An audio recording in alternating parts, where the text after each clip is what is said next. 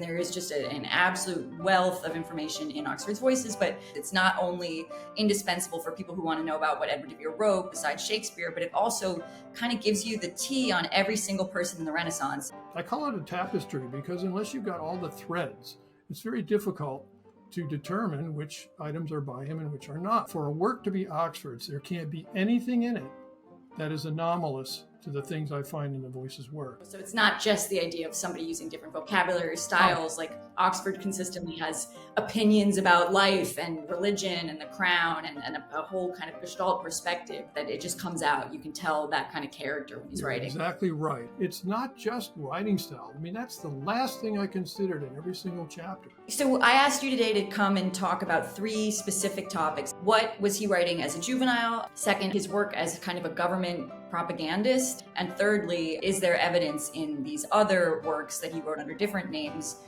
that he might have had a romantic relationship with Queen Elizabeth? Hey Oxfordians, it's Phoebe de Vere. On this channel, we explore the legacy of Edward de Vere, the 17th Earl of Oxford, who wrote the works of William Shakespeare under a pen name.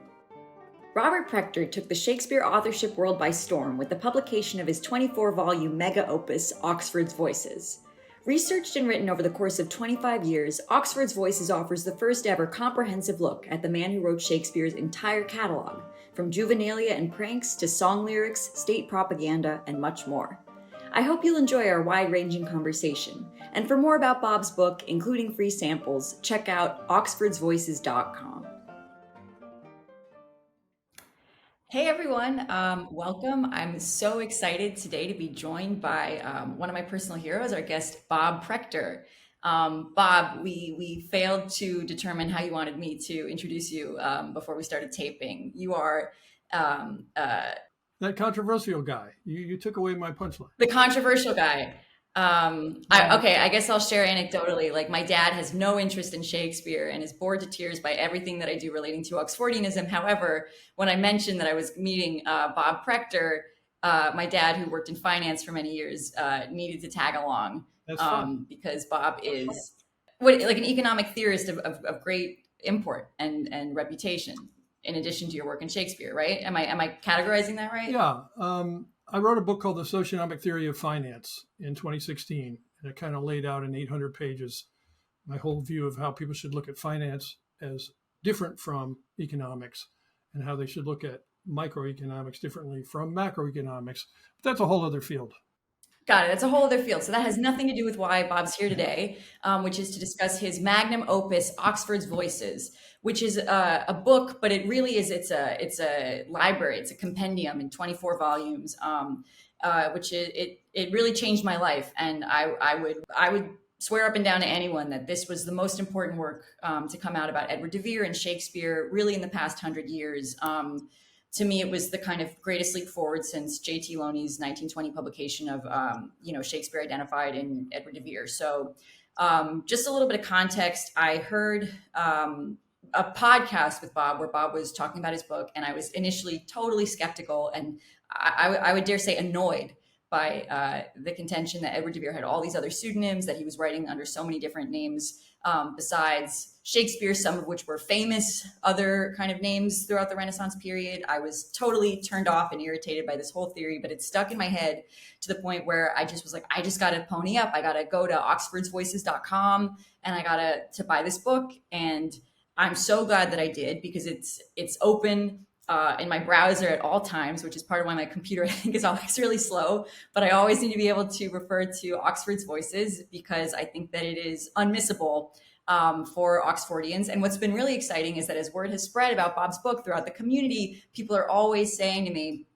oh, well, you got to see what Bob says about it, or search in Bob's book and see, like, well, what does he say about William Camden? What does he say about so and such other name? Because I think that what's exciting about it is it's not only indispensable for people who want to know about what Edward de Vere wrote besides Shakespeare, but it also kind of gives you the tea on every single person in the Renaissance. And we know from all of Edward de Vere's other writings what he thought about all these different people and all these kind of hot issues of the day. So I've gone on for way too long, but Bob, I'm so glad that you're here. Thank you for joining. No, great seeing you, Phoebe. It's always fun. Yeah, this is going to be great. So I know that a lot of people have kind of specific scholarly interests. So I'm going to up top just ask Bob a little bit of describing what Oxford's Voices is in a macro sense. Why don't we start there? Yeah, Bob. So what is Oxford's Voices? Well, way back in the late 90s, I started wondering how could Oxford have conducted his life so that we know he wrote a few song poems when he was a teenager, and then he suddenly hit the presses with Venus and Adonis in 1593. Was he really doing nothing in between? Well, I think Shakespeare itself gave us a little hint because he was writing under someone else's name. So let me take a look at the record and see if I can find any indication that he might have written under other names than that. And I started spending time with it, and I said I could probably do this in a couple of years, and I was wrong. It took me a couple of years just to get oriented to the material. So then it's been another few years, and I said, I think this guy's a voice, and this guy's a voice, and a lot of it would come from texts that Orthodox scholars had written, and you go down to a footnote and you find some really interesting information. So I spent about 15 years, isolating more and more people whose names I thought were really covers for works written by the Earl of Oxford. And as we're going to see when we talk a little bit later, some of the canons he contributed to are dual canons, where part of it is his and part of it is somebody else's. And I was very confused at the beginning, but ultimately I began to realize this is actually easier when you have a canon with two different voices, because you can tell the difference after a while. Say, okay, this is this guy and this is our friend Oxford. So then I realized nobody's going to believe any of this unless I contrast all of these works with everybody else's works. And I got very depressed for a while, but I did what I usually do, which is I just focus and dive in. So I started reading all the plays, all the poems, all the prose stories written in the Elizabethan era. So I could determine not only which ones Oxford might have written, but also kind of nail down which ones I was certain he did not write. So at the end of the book, I've got a very long section called Independent Writers. It goes from about 1557 all the way to past Oxford's death in 1604, because in one or two cases, some of the things he wrote came out after he died, with the idea of explaining exactly who wrote virtually every piece of literature of the period.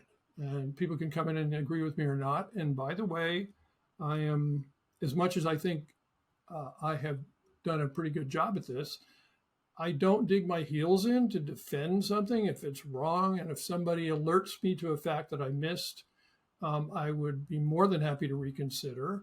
In fact, I call this a living book because it's online and I can edit it anytime I want. And it came out in 2021. And one of the fun things along the way was that I've been able to add a few things and improve a few things every time a new journal comes out or a new newsletter comes out. Oh, there's a tidbit that fits right in this chapter, and so on. So it's fun to have that. And one of these days, I'll probably be tired of improving it or increasing it or fixing it or whatever the problems may be, and just say, okay, it's time to, make it firm, possibly even put it in print. But it's the equivalent of 20 books, 300 pages each. So I'd have to be pretty sure I was done before tackling that. There's so much there. So I asked you today to come and talk about 3 specific topics, and there is just an absolute wealth of information in Oxford's Voices, but 3 topics that I thought might be of interest to some of our viewers. So that's going to be how Bob's going to structure what he's going to talk about. Yeah, I'm really glad you gave me a heads up on that, because some of these chapters, they range from 1 page to 300 pages, depending on who I'm talking about. And to get it down into a few minutes of chat is not the easiest thing to do. So I'm glad you gave me a heads up. I made some notes. I hear you like a challenge. Yeah. I thought if I made it too easy, you'd get bored and you wouldn't show up. Well, obviously nobody's going to sit here and listen to me reading the whole book. So yeah, that's a good idea. If people are interested in that, I recommend they leave a comment. Okay. Sounds good. All right. So shall we dive into section 1, Oxford Juvenilia? Yeah. So I think I want to talk a little bit about the first few things he wrote. And as I do that, I think we'll encounter some ideas about how I got there. I think the first thing that Oxford wrote and published was a song poem issued under the initials W.E. Now, a lot of scholars have decided this must mean William Elderton. Well, who's he? He was the W.C. Fields of his day. He sang these little ditties and entertained people by doing jigs and whatnot. And out comes this poem by W.E. in 1560. It happened to have been registered in 1559, which tells me that Oxford wrote it when he was 9 years old. Who knows the circumstance, but you kind of get the picture of like a modern day teenager on the edge of his bed with his guitar writing his first love poem, his first song he wants to record or whatever. Okay, so what we've got here is something called The Pangs of Love. It's 9 stanzas. The source for the material is the Iliad, which of course is classical mythology. And Oxford, and of course Shakespeare, knew the Iliad backwards and forwards. He knew the Odyssey backwards and forwards. He knew Ovid's Metamorphoses by heart, and so on. And I think this was his first effort. We mentioned earlier that Oxford contributed some canons that were mixed, and this is one of them. So I want you to listen carefully. I'm going to just read 2 stanzas of this song so you kind of get a feel for the quality that he was producing even at that young age. Then we're going to contrast it to something else. He says, "When Paris was enamored with Helena, Dame Beauty's peer, whom Venus first him promised to venture on and not to fear, what sturdy storms endured he to win her love ere it would be. Know ye not how Troilus languished and lost his joy with fits and fevers for Cressida that dwelt in Troy, till pity planted in her breast to sleep with him and grant him rest." That's the song poem that people think William Elderton wrote. And they'll tell you that in every book and every website you go to. I thought it was interesting that Elderton didn't write any more song poems for a decade. Suddenly, in 1569, he starts coming out with some more song poems. I'll quote from one that came out in 1569 and tell me if you can see a quality difference, okay? "A ballad entitled A New Well-a Day, as plain master Papist as Donstable way. Well-a-day, well-a-day, well-a-day, woe is me. Sir Thomas Plumtree is hanged on a tree."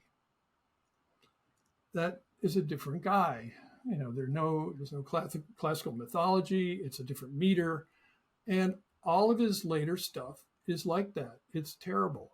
I don't know how anybody could put those in the same canon.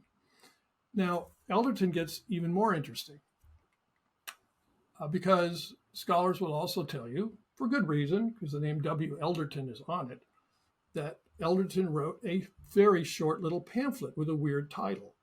And the title is "The True Form and Shape of a Monstrous Child, which was born in the stony Stratford in Northamptonshire." Well, I came across that and I said, this sounds kind of familiar. I think I've seen, a couple of other short pamphlets with very similar titles. And I started going back through my notes and checking other sources. And sure enough, I started to create a list. Now, this list took me years actually to finish because you come across them in different places. These aren't very well known pamphlets. But the first one to come out was anonymous in 1562. And listen to this title: "The True Report of the Form and Shape of a Monstrous Child, born at Mook Horksley, a village 3 miles from Colchester in the county of Essex." And then W.F. comes out with one the same year called "The Shape of Two Monsters," which is about a single monstrous pig. Same year comes "A Description of a Monstrous Child, born at Chichester in Sussex," by John Dee. "The Description of a Monstrous Pig, which was farrowed at Hampstead beside London," again anonymous. And this goes on and on. And I ended up finding 32 pamphlets like this. And they all have a different name attached to them. So again, orthodoxy will tell you, well, 32 different people just decided to sit down and write virtually the same pamphlet. And many of these also include cartoon drawings of the deformed children or the deformed pig or whatever else is going on, and they all look identical. So I said, well, we've got the same person behind it. It didn't cross my mind initially when I saw the first one prior to the William Elderton one, that it might be our little Earl of Oxford, young Earl of Oxford doing this. But I saw so many of them attached to other voices canons, I began to think, yeah, these have got to be his pieces. So I read them more carefully, and I started to find more literary reasons to realize, yeah, these are just voices, and he's putting them out under different initials and different names. As to why, I'm not 100% sure, but my guess is he started because he was just trying to make his buddies laugh, saying, here's a good example, because there's a passage in the Bible that says when the Lord is going to come and pass judgment on everyone, he's going to give us signs, strange sights that will tell us that he's about to arrive. So all of these are about, look at this weird event, you had better repent before the Lord comes for your soul. So every one of them has the same message. And here's another thing that's interesting. The 32 titles, and they all came out between 1562 and 1603, and then they stopped. There are a couple similar ones after that, except that the language is completely different. It's no longer the same guy.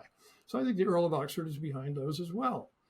And we'll see in a minute. One of them was by W.F., and I'm going to explain a voice whose initials are W.F. and connect those to him as well. So I just wanted to point out, when we initially read the well a day, he's hung from a fruit tree, that's obviously different than the classical, beautiful language, obviously referencing Troilus and Cressida.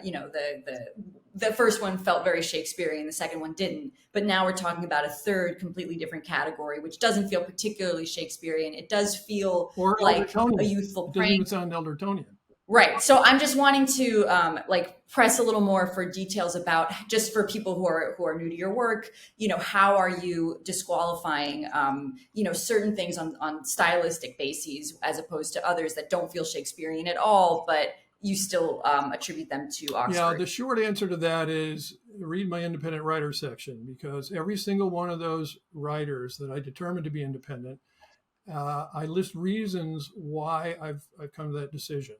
And many times it's due to the fact that they're using words that the voices never use, or they're using even spellings that they never use. And I know the Elizabethans had different ways of spelling, but there were generally limits among each of the authors as to how they would spell something, even in variations. And so those can change. Topics are very different. Calvinist pieces that are kind of written in a pulpit style are generally not by the Earl of Oxford. Lousy poetry written in trimeter or tetrameter, or especially hexameter. That's not our boy. So there are just so many ways that I would approach each one of these. As I said, I could go into the chapter on all of these. I think it's probably 20 pages written about 32 pamphlets and all the reasons why I tie them to other voices and also to Shakespeare. Right. So sometimes there would be, you've talked about mixed canons, where there's somebody who's writing beautiful poetry and then randomly a pamphlet like this or something. And so then that connects it potentially to being like, okay, he wrote this and then he also wrote that. It's actually very subtle, because some of the canons, which I eventually determined were entirely written by Oxford, also are quite diverse. And in at least 3 major cases, I thought the voice was a dual canon, because you'd have these beautiful poetic things, and then you'd have these kind of, weird tales that were kind of roughly written and so forth. I said, oh, this must be the actual guy. But it eventually dawned on me, no, it's the same guy. And there are all kinds of hints in the writing that's true. And that's true of the Robert Greene canon. It's true of the Thomas Lodge canon, Thomas Nash as well. And the interesting thing that tied all 3 of those together, and one of the things that made me realize they're all Oxford, is because they all diverged in exactly the same manner. All 3 canons, you've got some beautiful poetry, and then you've got this whacked out Calvinist rant, and he did it with several different voices. So I call it a tapestry, because unless you've got all the threads, it's very difficult to determine which items are by him and which are not. And sometimes I get, emails from people who are trying to expand my list into a larger one. And they say, well, look, this guy used ever and never, so it's got to be our boy. I'm like, no, I'm sorry. That's just not enough. The whole package has to be correct.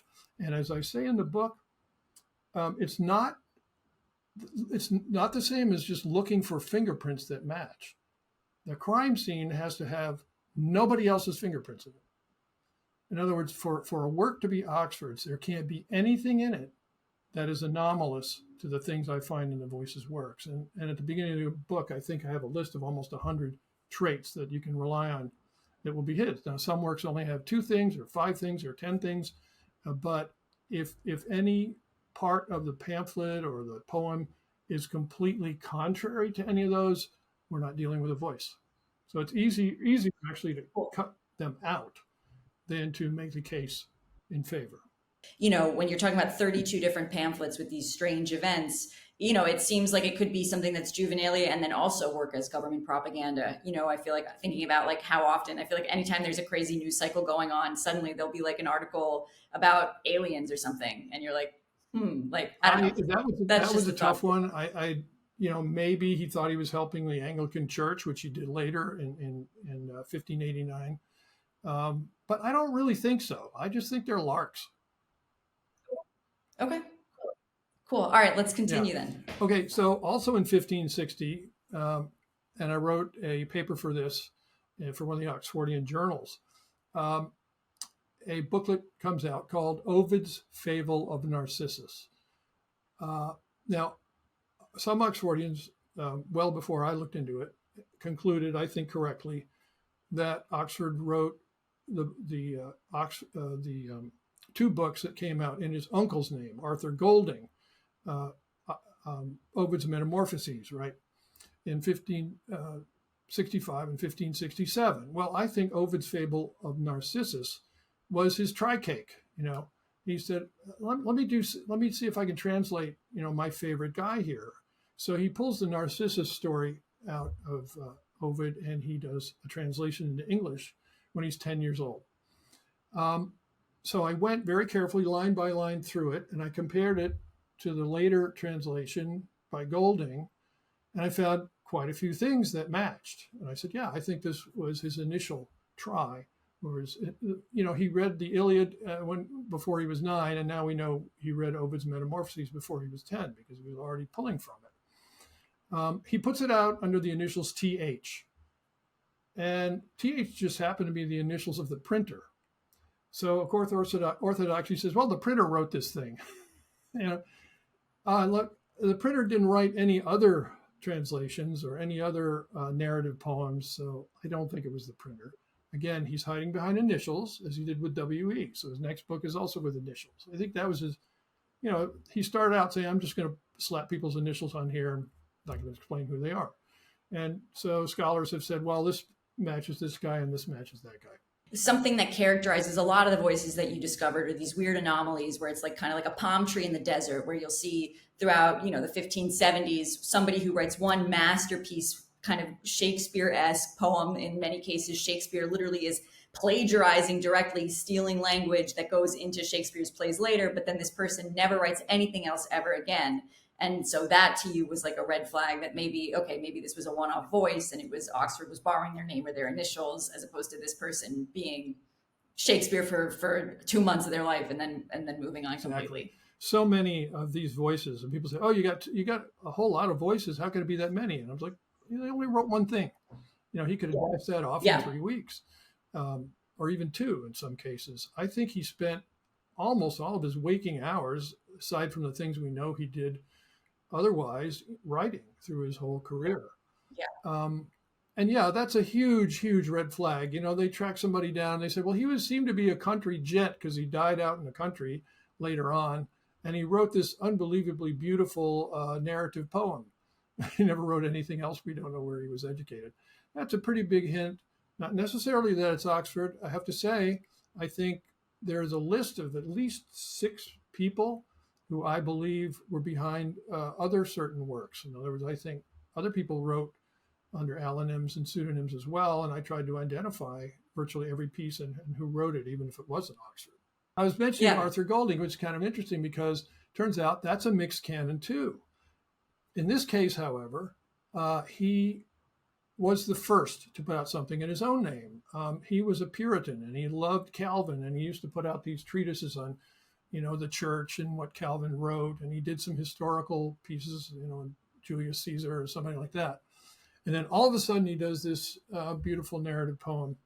And there are actually a few more items in the Arthur Golding canon that I think Oxford wrote as well, which I didn't initially grab until I said, I really need to read every last item, and there are quite a few items in Arthur Golding's name, and see if he contributed anything else. And I found out that he did.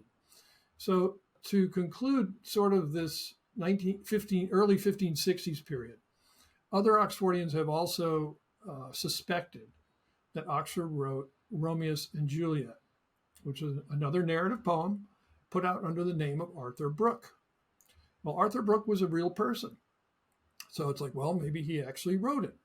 However, thankfully, after the 1562 poem came out, the actual Arthur Brooke said, oh, I'm an author now. I'm a published author. I can write my own book, which he did. So let's compare again some of the text here. We've got Arthur Brooke and Romeus and Juliet writing stuff like this. How doth she bathe her breast in tears? What deep sighs doth she set? How doth she tear her hair, her weed, how doth she rent? So then we've got the Arthur Brooke piece in prose. It's called Sundry Places of Scripture. It came out 1563, the following year. And his goal is to try to explain away the contradictions in the Bible. I think he came up with like 100 of them. He doesn't succeed, but forget that for the moment. I think if it were Oxford, he would have succeeded better. This is the kind of writing we're treated to. Like as God hath kept unto himself this liberty to have mercy on whom it seemeth good to him, and that therein we can find out no cause above his will, so also he refuseth as many as he will, and therein his will sufficeth for all reasons. Mixed canon, right? That was easy. Yeah. So I think, the Earl of Oxford wrote Romeus and Juliet. And as you pointed out in a comment you made earlier, this stuff shows up later in Shakespeare. He wrote a whole play, same thing. Yeah. My favorite thing in Romeus and Juliet, of course, is when you pointed out that there's a line in which it's like the first kind of sex scene between Romeus and Juliet, and the narrator basically says that he's never known such carnal pleasures, and he's going to avert his eyes or something, basically admitting that he's a child who's writing this and who's inexperienced, which is pretty amazing to think about, as opposed to, okay, wait, would the real Arthur Brooke have said that? It doesn't make sense. It's writing from the perspective of a right. child. And one of the Orthodox scholars kind of looked down a bit on it, calling it juvenile. Like, Right. Well, he was 10. Pretty damn good for a 10-year-old. But recognizing that it's juvenile, those are the kind of things you find in footnotes and in little paragraphs hidden away. And when you pull all these quotes together, they form a narrative, and you find out, he was a juvenile. I also think, just in terms of talking about the different, mixed canons, or this can have been written by the same person. Like, I sometimes think of it as not just his style, but, people, it's like if you're looking at a canon and it's a contrast between one piece that's written by somebody who's very, very politically kind of lefty and woke versus, and then you see something else that they wrote and it's espousing like a very conservative, like right-wing political opinion. And you're like, the same person can't have written both of these things. Like these are totally at odds, so it's not just the idea of somebody using different vocabulary styles. Like Oxford consistently has opinions about life and religion and the crown and a whole kind of Gestalt perspective that seems to pervade, that would be impossible for him to kind of perjure himself against, like that it just comes out. You can tell that kind of character when he's writing. Exactly right. And a great example, one of the few things that Oxford's voices absolutely never waver from is this deep-seated belief that the monarch is a sovereign, and that there is absolutely no excuse for bucking what the sovereign desires. And it even extends to the point, if the king or queen is deeply wrong about something, you're supposed to do whatever they say anyway, because that is their station in life. And it comes from God or wherever, but they are absolute in their rights to lord it over everybody else. Now, some people have tried to claim that the Christopher Marlowe canon and what I would call Oxford Voices canon are the same, that Marlowe wrote Shakespeare or Shakespeare wrote Marlowe. You can tell from the very first play, Tamburlaine, that Shakespeare's not involved, because the whole idea is this upstart is overthrowing kings left and right and just bathing in the glory of doing this. And Shakespeare hated that idea. In fact, Oxford had Robert Greene write 2 plays that aren't very good to try to counter that very idea. So yeah, it's not just writing style. I mean, that's the last thing I considered in every single chapter. It's really the themes are very important. What he returned to over and over. Great. All right, want to move on to the next one? Sure. Yeah. This is a fun one because it loops back to one of the things we were talking about earlier. But there's a supposed author named William Fullwood. His first book came out in 1562, or his first item anyway. Well, let's look into who William Fullwood was. He did exist. So he's one of Oxford's alonyms, if I'm correct about this. He was a member of the Merchant Tailors Company. Now, that's a trade association, okay? So he's a business guy. He's the kind of guy who would care about, whether the ships could get across the channel and what the price of his, what copper was or corn or something like that. But we're going to find out, he's an author too. But there's more about Mr. Fullwood. He was charged in 4 court cases for conspiracy, fraud, assault, and the attempted murder of a witness whom he stabbed. So this is a bad guy. He's a little bit like some of the things you find out about William Shakespeare from Stratford. Somebody took a restraining order on the guy, right? Well, that's what we have here. And what does the new DNB, Dictionary of National Biography, tell us? Quote, despite his litigious private life, much of Fullwood's work has a moralizing tone. Now, those are the kind of things that didn't convince me, but always made me say, I need to take a really close look at this. Does this make any sense? I mean, does a guy that you need a restraining order on, could he really write, the beautiful poetry about justice and mercy and all that sort of stuff? Okay, so let's look at Mr. Fullwood's canon. The first one we've already talked about. It's called The Shape of Two Monsters, about a monstrous pig, 1562, put out in the initials WF. So what the scholars almost always do is they take these initials literally, and they look around for somebody whose name is WF. So I said, this must be by William Fullwood. I don't think they really took the time to investigate whether that made any sense, but I was perfectly fine with it. I said, yeah, I bet he did mean that guy. And I'll tell you why in a minute, because the next thing to come out under William Fullwood's name is titled Supplication to Elderton. All right, so now you're seeing a little bit of this incestuous business going on among the voices. So in 1562, there's this kind of mock approach, talking to Bill Elderton. It's a mock attack. It's really not an attack. It's all for humor. And in the middle of it, he refers to Elderton's learned yet wicked poem that was published 2 years earlier. He's talking about the pangs of love. So Oxford is now giving a little praise to his own poem and making fun of Mr. Elderton as he goes about it. He berates him in all kinds of ways, but says, but you have a beautiful face. And I think it's pretty obvious Mr. Elderton didn't have a beautiful face. So already we're seeing, okay, we've got some intertwining going on here. But it's the next 3 items that became really interesting to me. And I had to revisit this numerous times to make 100% sure that our boy wrote them. And I'm convinced now that he did. Another one from 1562 was a big treatise on how to memorize stuff. Now, I don't think this business dude would care that much about having to memorize a whole lot of stuff. But as we know, Shakespeare had a prodigious memory. How did he do it? Well, this book explains how to do it, how he went about doing it. It's called a castle of memory, and he builds this castle of memory in his brain. So that's why Shakespeare's able in one short line to include, metaphors and references to the law and to the Bible and to classical mythology, all in a few words, because that's all up here. And the next thing he puts out in 1563, again with the initials WF, it's called The Philosopher's Game. I initially looked at it and say, yeah, I don't know about this, but then I read it and I started to laugh because it's obviously a 12-year-old boy or a 13-year-old boy explaining this ridiculously complex game that anyone can learn. You too can play. And, you know, you have to deal with shapes and colors, and it's on a double chessboard, okay? And you have to deal with mathematics, including squares and square roots and everything. But it's easy to play, he says. Now, I can't imagine William Fullwood coming out with this, but I can imagine a little prodigy doing that.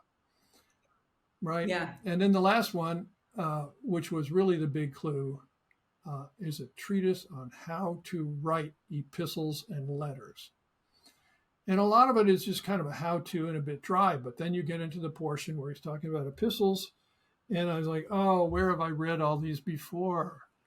Oxford's Voices use the same layout when they write dedications. When Robert Greene writes a dedication to, you know, Oxford's aunt or his cousin or something, they follow the same format. And again, I don't think this merchant Taylor's Company Trade Association member would have cared very much about how to write epistles. But Oxford used this information throughout his writing career. One of my favorite things about the dedications is he's always apologizing. Like one of the tells for Edward de Vere is he's always saying, "Oh, this is really poor quality. I'm sorry, it's lousy. My pitiful work." Whereas some people kind of boast about their work, and then, you know, it's not. That's another sign it's not Oxford's Voices, because from a young age, from boyhood, he sort of, you know, has this kind of etiquette and decorum where he says, this is the classy way to dedicate a work. You start by apologizing for its poor quality. You're 100% right, and that's in that book. He talks about that. You know, you want to downplay your stuff. And I don't think it was all entirely, you know, being humble. I think he was begging for somebody to say, no, this isn't trash. This is incredible. This is great. But almost nobody ever That's did. heartbreaking. I feel so sorry for him. Even later on, I think it was as Thomas Nash, but it was as another voice. He was kind of begging Spencer to say something nice about Robert Greene, and he never did. So I think he was lonely in that way. I mean, tens, if not hundreds of people knew what he was doing, but they didn't always come out in print and say so. They rarely did, in fact. Okay, so let's wrap up this early period by jumping to 1570. Just to give you an example of two authors of the time who each wrote one narrative poem. And by the way, back in this period, Oxford was writing more in 14ers and occasionally in Poulter's measure rather than iambic pentameter. He was still writing in iambic pentameter, but he didn't really adopt it until the 1570s were over, and he got out of the 14ers game. And I think for good reason. Iambic pentameter is unique. Yeah, it's much less appealing. It's the only meter that's not sing-songy. So, and at this time, he's kind of discovering, I mean, English letters is still being born, you know, all these standardizations and these practices. So he's kind of saying what's going to be the best format for us to use. And it's so cool when you go through it chronologically, which is pretty much the way I wrote the book. You get to see how he developed into Shakespeare and what he went through and what he discarded along the way, you know, to say, no, this is the best way to do it. And he was always right. And I always love, you know, the line from the Ben Jonson in, you know, The Memory of Our Beloved, where he's talking about, you know, the anvil that strikes twice. You know, he's talking about, what is it? We should get the real line, but it's, you know, the great artists are not just born, but made, and you worked it and you sweated and you hit it again and again. And we see him continually rewriting things and adjusting and tweaking. Right. It's like the Shakespeare plays, newly augmented, you know, by the author. Right. He was always working on his stuff and honing and honing and honing. All right, so here it is, 1570, and these two authors each come out, and they only write one a narrative poem. So Edmund L. Weiden is one of them, and he's writing a poem called Pesistratus and Catanea or Catania, and John Drought is the other one, and he's writing Golfrido and Bernardo. So the virtually identical, you know, pairs of names are in the title.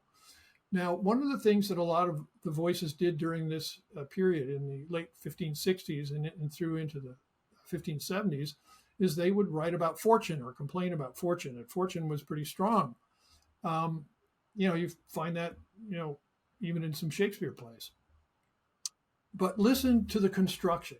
because it's when you come across passages like this where you say, are we really going to say the guy borrowed, or is it the same guy? So here's Edmund Elviden, and he's shaking his finger at fortune. Why doth thy saucy finger touch these manly martial knights? Why dost thou so infect these youths with thy empoisoned spites? Art thou not thrall, not thrall with? Doth fortune each thing guide? We just had 3 questions. Now he's going to sum it up with a statement. Why then, alas, attend to hear of this unhappy tide. Now we've got a completely different author. Maybe went to a different college, maybe didn't go to college at all. Who knows? We don't know anything about these people. For the most part, they have no biographies. And he's going to write 3 questions for fortune, about fortune, and then he's going to have a statement. Hath she not taken many men on high from glimmering gleam? Did she not stay King Priam's babes and spoil him of his realm? Doth she not play such pretty pranks continually with some? Now the statement, yeth that she doth, when that they think their blessed state is come. I mean, you don't have to spend too much time there. I read, of course, every single stanza, but you pull out stuff like that. You just say, he probably wrote one of them and then picked up the pen next week and wrote the next one. I spend quite a few pages on each one of these, so we're not just picking out one thing and saying that's the reason. Just trying to pick up. No, I will say to anyone watching, there is so much proof and so much on so many different types and styles of confirmation that you go through before you call anything written by Oxford. But even then, we've got Elviden talking about fickle fortune's wheel, and you open Shakespeare and Henry V, and you find fortune's fickle wheel. So you find the language used later, because during his apprentice, I wouldn't call it apprenticeship, but when he was young and he was kind of learning his craft, he saved a lot of that stuff in that castle of memory, right? And he used it later, and he'd pull it when it was time. He was always good at that. So there we are. That's kind of an overview of some of the early voices and why I would choose them as early voices. I think the last thing I was thinking is, it reminded me of Pessoa, the Portuguese poet, when Fullerton and Elderton and Fullwood and Elderton, and he's kind of winking at himself. Pessoa was a trickster in that way, and so he would publish his poems, I think in like the 1950s around about, and so he would write a review that would be scathing and trashing it, and then he would use another pseudonym to insult the person who insulted it, and then he would have all these different voices and sock puppets that he would create this big brouhaha, and he was like A, entertaining himself, B, kind of generating buzz around his work. And so I think that, it's like that kind of playful personality. And I've heard you talk about, Edward de Vere's personality is something like, Leonardo da Vinci meets Robin Williams, and this sort of manic, fun-loving energy and the pranks and the constant activity. I think it's beautiful to see all the work that he did, not just the Shakespeare plays, and to see what this guy was doing with his hands and his head. Yeah, and there are other interesting things about his brain. He's a strange combination of, politically, he's kind of like a Tory, He likes the structure, he wants the queen, he wants the administrators, and he wants the nobles, and he wants the feudal order to stay in place. At the same time, he's incredibly laissez-faire when it comes to social behavior and beliefs, and he didn't seem to really care very much whether you were a Catholic or a Protestant or an atheist, or whatever views you might have held in almost every other ways. But if you're going to challenge the feudal order, he would jump on your head. So it's interesting. Right. Thanks for watching. Join us next week for part 2 of my conversation with Bob on de Vere's work as a propagandist. Please like and subscribe, and follow me on TikTok as Phoebe de Vere. For more on Bob's work, visit oxfordsvoices.com or follow Oxford's Voices on YouTube.